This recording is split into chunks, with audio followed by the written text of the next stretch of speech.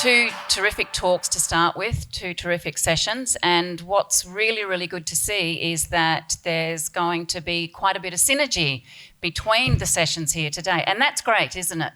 That's great to hear that we've got complementary views, we've got supplementary views, maybe a little bit of overlap here, but even better, that means I'll be able to go through those bits a lot quicker. Normally when we look at something with policy in the title, we go, oh, goodness me, this is going to be dry, this is going to be dry.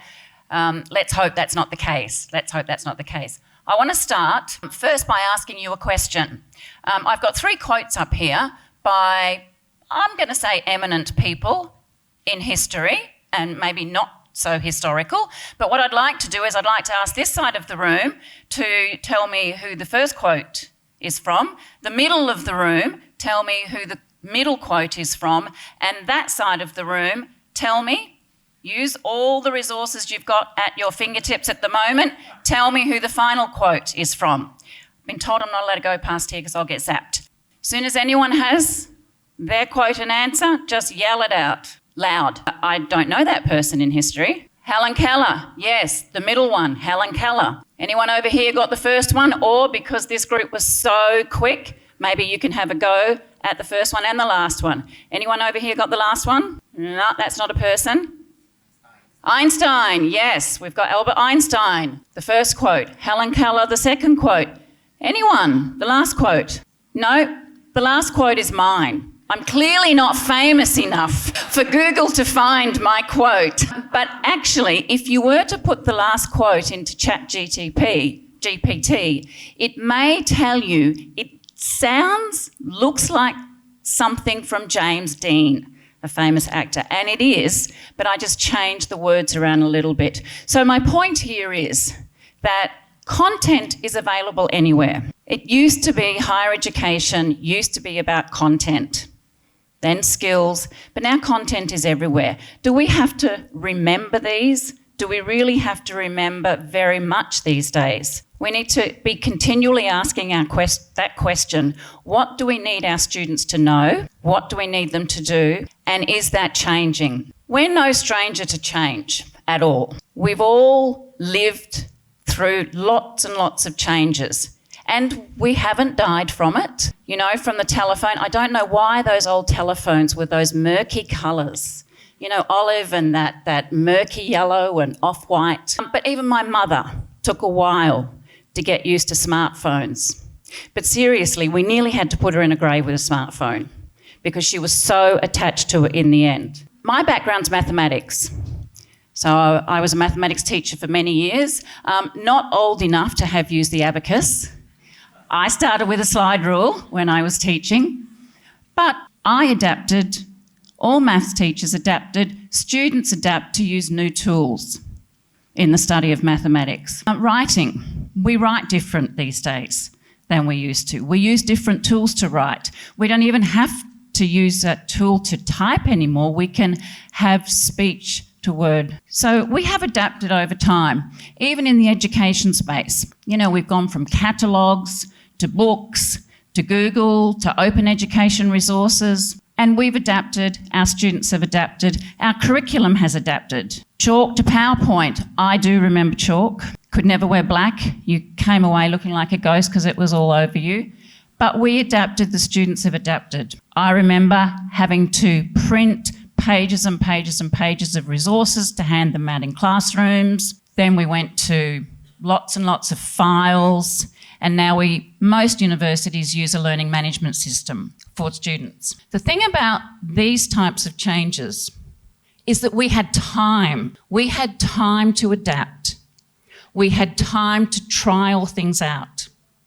We had time to learn new skills. We didn't go from catalogues to OERs overnight. So we had the luxury of time for us to develop skills and then for us to support our students developing the skills. Now, I'm not putting this up here to traumatise everyone or re-traumatise everyone. I'm putting this up here to remind us of how fabulous we are as an education community, how wonderful we are in adapting to change even when we don't have that luxury of time. We were courageous, We were brave.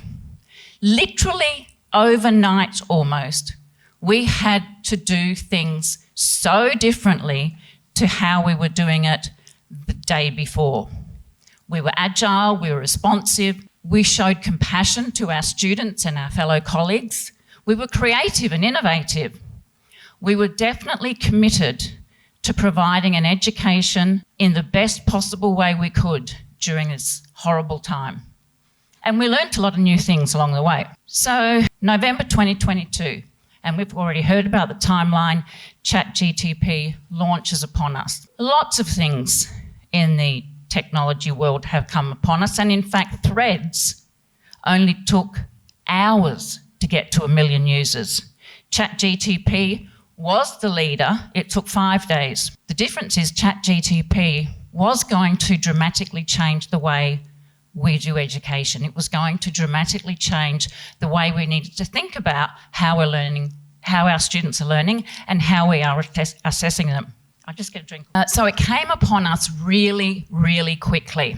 And it was a buzz, not a very pleasant buzz. All around the world, there were these types of messages. This is one from Australia. Emergency meetings as AI disrupts schools.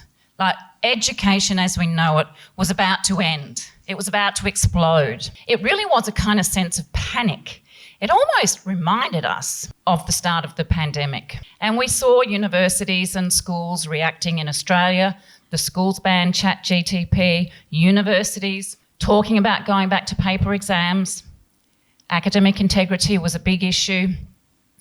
University of Hong Kong, we've already seen some excellent work that's come out of Hong Kong from Professor Celia Chan in the students' perceptions. They banned it. A long list of US colleges and universities that had banned ChatGPT. Even the Russell Group, a third of the Russell Group initially said no, we're not doing that. And that makes sense, doesn't it?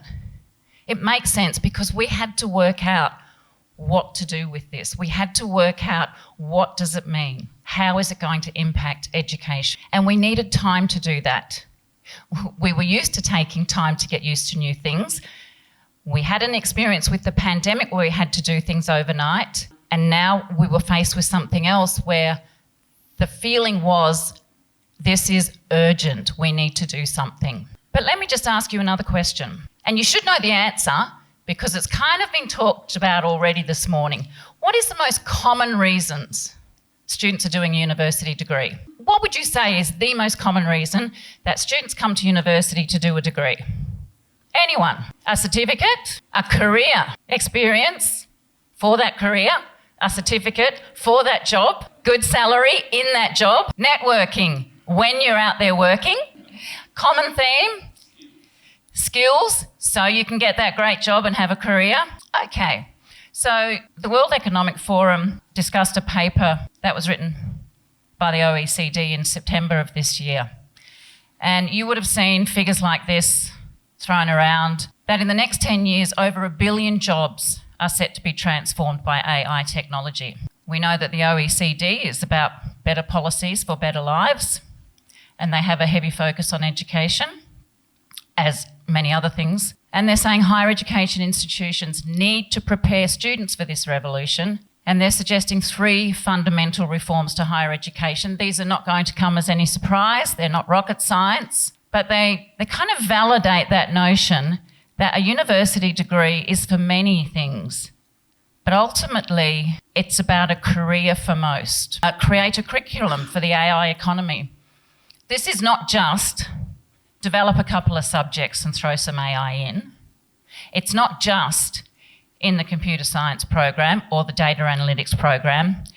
It's permeated through the curriculum in every discipline, in every field. AI is not selective to a discipline. Design experimental programs for the workforce, AI workforce, and the workforce is an AI workforce. I know people who've gone for interviews even earlier in the year, and they're asked in these interviews, if you're successful, how will you use generative AI in this job? Questions around that. And these are not jobs which traditionally you would think artificial intelligence would be a big part of the job. Reinvent universities for lifelong learning. I think we'd say we do that anyway. We do keep considering our curriculum. Is this still fit for purpose? I mean, Monash's motto is Empower, and it's about lifelong learning. But we need to consider, what does that mean today in 2023 and beyond? We need to keep reminding ourselves that we are educating students for their future, not our past and not our present. We are here to provide our students an education for their future. And to be able to do that, we need to know what their future in those careers is going to look like, which kind of at the moment means we almost need a crystal ball. So I started with content. Content's everywhere now. Content is at our fingertips. Education is now more than ever about process. It's about process, and I'm going to share a little bit in some of the details about what that means in higher education for learning, teaching and assessment. We can't avoid or run away from it. We know that. We need to embrace and adapt. And universities are doing that. So we've got, the Russell Group came together and all agreed on how to deal with GenAI. Hong Kong University also led the group of universities in that area. UNESCO has a guidance for generative AI. It's more of a general guidance, that's true, not specifically for higher education, tertiary education.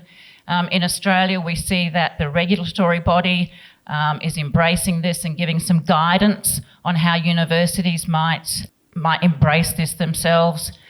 Even in Malaysia, I've not seen anything specifically, but I know that there's a new digital economy plan out. This will not be able to be avoided. So I want to talk a little bit about Monash, not surprisingly. In February 2023, after a lot of work, so the Deputy Vice-Chancellor Education at Monash in Australia said early in 2023, January, that she will always remember Christmas of 2022 as the GenAI Christmas, because that's what a group of us spent our time working on over Christmas in 2023. It was, what are we going to do as a university? And so we came up with some, statements, equip our graduates. We were already doing that. The skills they need, yes. A duty to explore and educate our students on the benefits of the use of technologies, not specifically talking about AI because we want it to be all-encompassing. And then this is what we were going to do: support honest, responsible, defensible and accountable use of AI. Commit to transparency. We've heard these words already today. Safe and secure use, and promote Gen AI in ways that mitigate bias and ensure fairness and inclusiveness. So also in February, before the beginning of our semester one, which started at the end of February, we asked our educators to do something really big, and it was painful, and it was done to varying degrees of completeness. Every assessment task in every one of our units needed to have a statement for students on the use of GenAI, and it could be one of these three. You can use it for this assessment task, knock yourself out. Alternatively, you cannot use GenAI at all, basically banning it, or it can be used selectively with some instructions on what that actually meant. If the first option, it had to be attributed, and there were some guidelines on how you might attribute that. I won't say they're great, won't say they were that successful. How did we do? So we know about all our assessments in 2023, and we didn't really do too well. But again, I say not surprisingly. It's been a really tough year, and so most of our educators for most of the assessments said ban it. Cannot use it at all, because I really don't know how you're going to use it. Or I don't think you should use it. I need more time to work it out. Maybe I need to redesign the assessment task to enable the use of it, and also have to redesign some learning and teaching activities. You can't just say to students you can use it without actually teaching them or having them learn what that actually means. And then no advice provided at all. So February next year, when our semester one starts again, we've made some policy changes based on our experiences in 2023 around the use of Gen AI in assessments. We've got a lot of work to do on learning and teaching. And these changes are, so we kept the 3 categories, did not feel the need to change those. The first one was when GenAI is not permitted. So in other words, when it's banned, the decision has to be based on an educational reasoning and be published in the LMS and available for students. So what we're saying is, as of semester 1 next year, if I'm saying, no, you can't use GenAI, I have to tell you why. So we're going from default position is banning it, no, no, no, to default position is it's allowed, and if not, then we need a good reason for it. And that can't be, I just don't think it should be allowed in this assessment. So this is also going to be very challenging for our educators, and we need to support them very well to do this. Chief examiners. So chief examiners at Monash are people who are responsible for a whole unit of study, a whole subject. They must ensure, through different strategies, that students enrolled in their units are educated about the requirements of GenAI in that unit and in the assessments in that unit. So the onus is on the chief examiner, the person responsible for the unit, to make sure that the students in that unit are educated about this. So again, we're not just leaving them to their own devices. That would not be the responsible thing to do. And then in terms of the students need to declare and describe their use of GenAI in an assessment. And we are working on what that might look like, what students will need to do. And what I can say is we'll include some statements about the process. And we go back to, it's more about process these days. So if we're saying you can use GenAI, then we want you to tell us what your process was. And then students will need to declare they've not used GenAI. We don't have an answer as to how do we know they haven't. We're starting from the position that we trust our students. So that's the Monash story. But when we look at the groups of universities around the world in different countries, we see some commonalities between the principles in approaching generative AI in learning, teaching and assessment. And then there's some things we need to do. So the use of GenAI in learning, teaching and assessment is essential because we go back to it's about the jobs and you're going to have to use this in your job. And so we are going to maintain our commitment to developing graduate skills. We want graduates ready for their futures. So we need knowledge and understanding of appropriate tools. We need policies and procedures that are agile to respond to developments. That's really hard for universities. Policies, they're long, they're bureaucratic, but we need them to be a little bit more agile. We need the systems around policies to be agile enough that we can respond should there be a need. We can't wait 12 months to change a policy. We need to build capabilities in AI literacies in both our workforce and our student body. And we do need to look at our curriculum. One of the recommendations from TEXA, which is the Australian regulatory body, is that this needs to be a programmatic approach, not individual units in that program, but a programmatic approach so we can see where students are developing these AI literacy skills. Principles, academic integrity and rigour remains important. No one is going to disagree with that, but we may need to rethink what that kind of means and how we're going to identify it, how we're going to monitor it. And related to this is accountability. So we need strategies for acknowledgement, citation and collaboration. Talking about how are students going to indicate how they've used this, what was their process, what was their contribution. We need strategies for documenting the learning journey and clearly articulated disciplinary consequences, although we are talking a lot about, decriminalising the use of GenAI, which I think for 2023, it's been kind of a do not pass, go straight to jail situation for students when they use this. And again, totally understandable because this is such a big new thing. Inclusion and access, we've heard a lot about that, and fairness. We need to recognise the ways which GenAI can help diverse cohorts, and it totally can, in some areas, level the playing field. We need to provide equitable access to recommended GenAI tools. One of the big discussions we're having is when we say, yes, you can use it, but we don't provide the tool as a university, then students who can afford it may get more of a premium experience than the students who can't.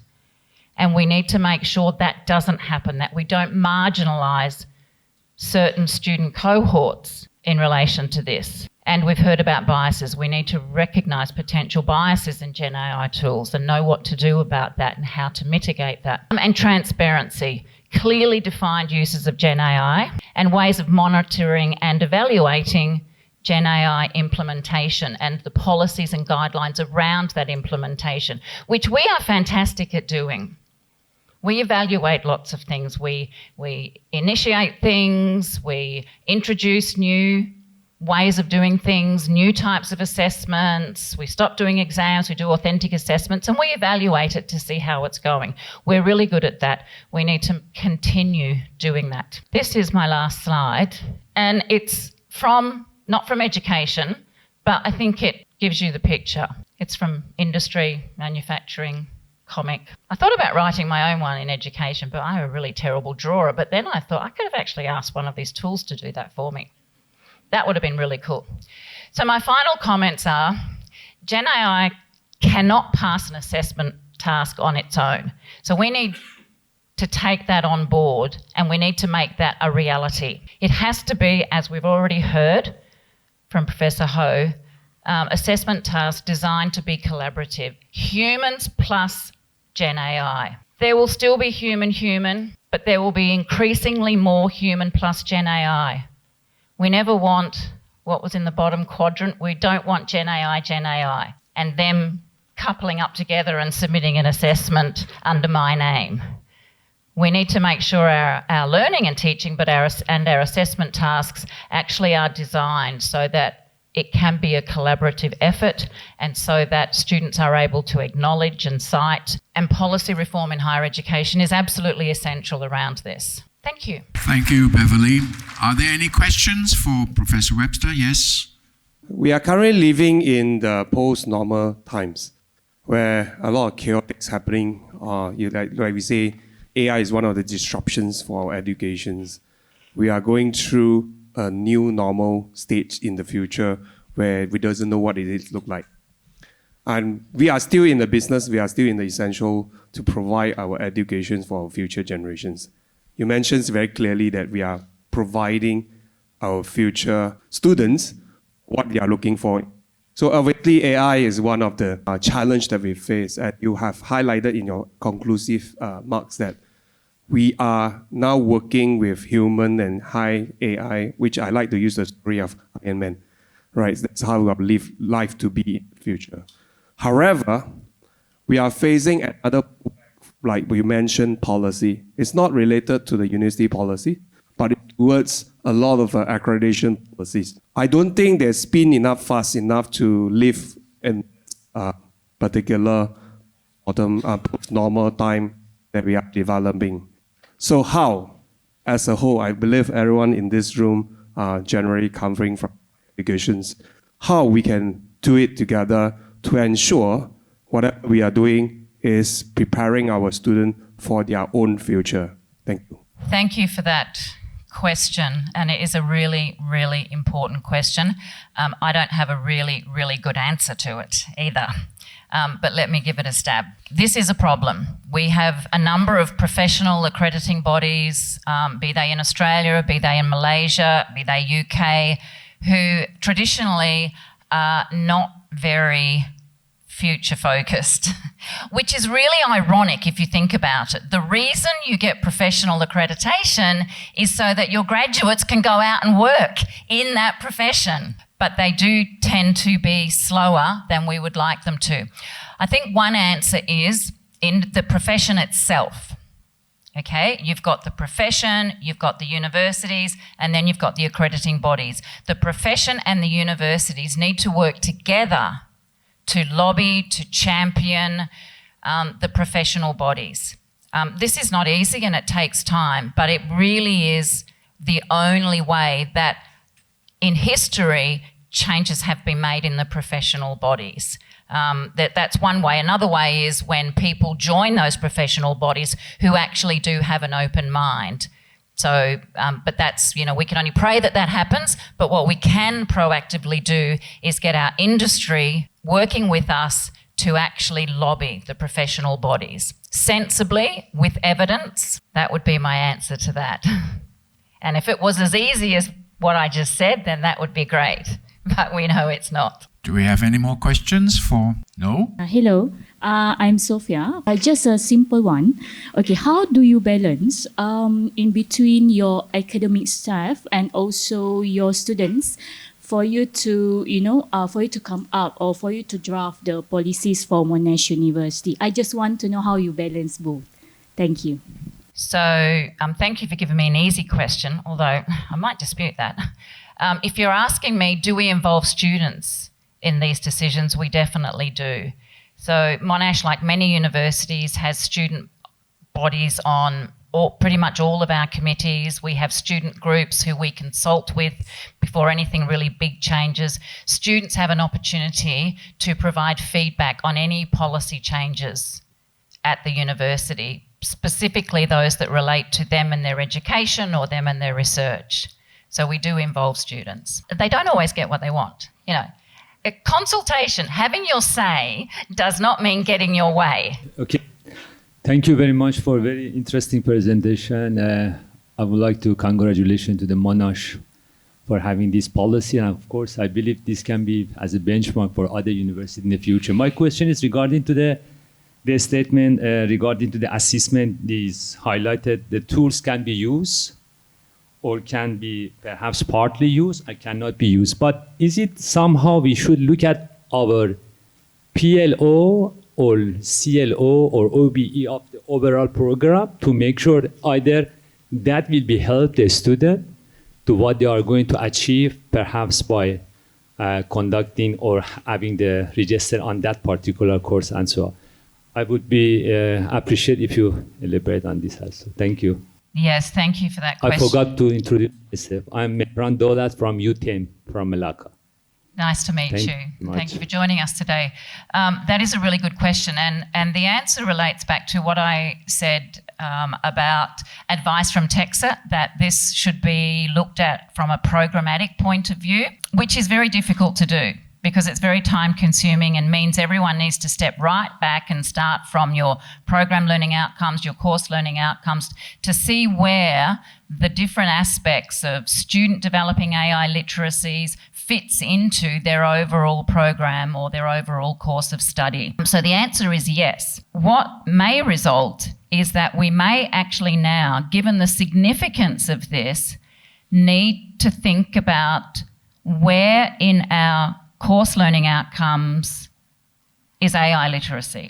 Is that something that needs to be specifically spelt out, or is digital literacy all-encompassing? Because we call it course, other universities call it a program. Many of the high-level course learning outcomes do have digital literacy and have had it for many years. Do we want to be specific in calling out AI literacies, or are we comfortable going, no, this is all part of this? So these are decisions for individual course teams, individual universities to decide what it is they want to highlight, and then how does that cascade down into unit learning outcomes. I think we will find, when we do get some successful lobbying with our professional bodies, that they will have expectations about this as well. Yeah, so the message here is, what we don't want is just to have a scattergun approach and just throw a little bit in here and throw a little bit in there. That's not going to be sustainable, nor will it achieve what we want to achieve now or in the future. Beverley, I need to ask you to probably comment about the place of the humanities in your entire presentation. And does this mean arts, literature, philosophy, religious studies, which are very important in terms of society, global society? We're fighting about religion, by the way. We're killing, millions of people because of religion. How does humanities fit in with this whole discussion? Thank you. Coming from a STEM background, yeah, it fits. It definitely does fit. Now, do I have an eloquent answer for this? No, I don't. But what I will say is that, like everything, it's not a one-size-fits-all. Like everything, we need to consider the specific nuances, the specific, I guess, discourses of different disciplines, different fields of study, and always ask ourselves, with anything new that comes in, what does this mean for this area of study, for this area of scholarship? I don't think the answer is it means nothing to anything. I think it means something to everything, but what that something is could look very different across the different areas of scholarship at a university or anywhere. Thank you. Yes. Just one more question before we take a comfort break. Pertaining to the issue of data protection and privacy, how do you consider designing your curriculum, for example, at Monash University, about this data protection and privacy, especially when we use this generative AI?